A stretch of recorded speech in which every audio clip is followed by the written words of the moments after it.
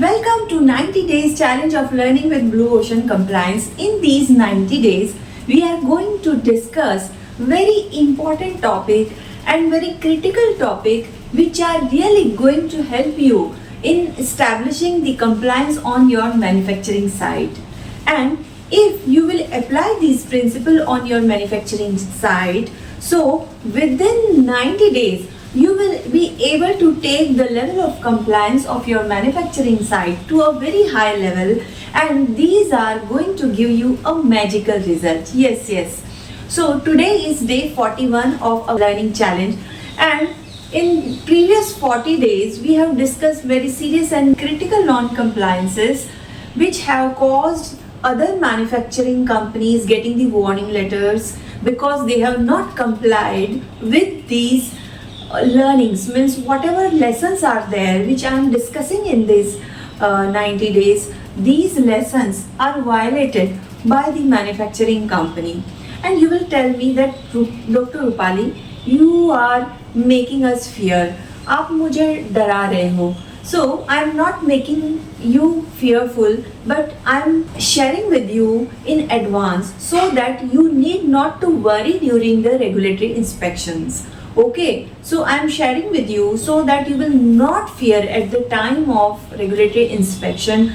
You will face any regulatory inspection without any fear, without any stress, and you can spend time with your family happily during the audits also. Okay, so that's why this is the advanced preparation that we are discussing the mistakes which should not be done during the regulatory inspection. Okay, now let's come to our today's topic. So, you tell me that whether you are a API manufacturing company or you are working in the API manufacturing company or you are a decision maker in the API manufacturing company, or you are starting your career in API manufacturing company, or you are a mid-career professional. So tell me, if you are manufacturing the API and the key starting material you were buying from some of the vendor has some issues, suddenly some issue has come and that vendor has stopped providing you the API, or due to any conflict of interest, or due to the failing in your vendor qualification, or due to any reason that vendor has stopped providing the key starting material to your company, or you have stopped taking key starting material from that manufacturing company. So what will you do? So you start searching for another vendor and you change the key starting material vendor. So tell me, so in this case, whether the validation of the process is required, whether if you will not validate the manufacturing process with that new key starting material will be acceptable. So let me share with you that if you are changing the key starting material, then you know that what is the significance of key starting material in the quality of any API. And if key starting material you are going to change, so there will be a great impact on the quality of that API. So in that case, validating the process is required, and almost in most of the cases it is mandatory. If you are not validating the process, you will have to provide the strong justification. But in practical life, what happens that whatever justifications are expected from the regulatory authorities, one is not able to provide that justification and not able to justify that even after changing the key starting material, there is not any impact on the safety, quality, efficacy and potency of the product, and how the validating that process is not required. The reality is that whenever you are changing the key starting material source, you will have to validate the process.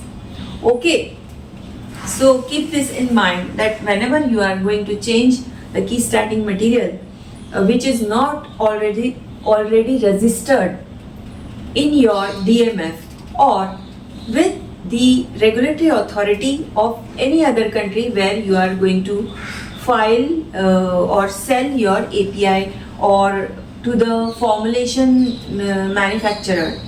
Okay, so you will have to validate the process again.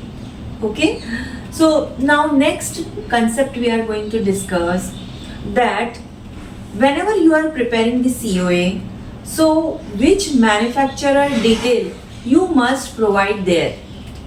So let me share with you that original manufacturer must be there in your COA. Means detail of the original manufacturer of API must be there in the COA. Now, which manufacturer you will consider that it is the original manufacturer? So let me share with you that when, where, which stage the final API is being manufactured, final API, final stage of the API being manufactured, it is finalized. That manufacturer is the final manufacturer of that API, and the details of that API manufacturer must be there on your COA.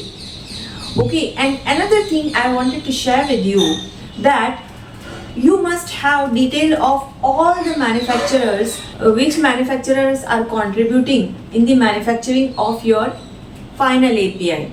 So for traceability, every manufacturer's details and COA of that particular material must be available with you. But yes, in the API COA, the manufacturer of final API must be there.